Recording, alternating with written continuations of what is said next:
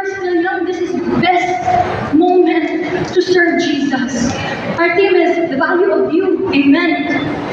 And many times, we place our identity on the things of this world. We place our identity maybe sa imong katalent, sa imong kagwapa, sa imong kagwapo, sa imong pagka-matalino. But these things are sand. When you build your life on this, it is all sand. We keep on saying, I know my worth. Kabalo ko, anak ko sa Ginoo. I know where you spend your effort, where you spend your energy, where you spend your time, who you bow down to, and who you worship. I say, I am a child of God.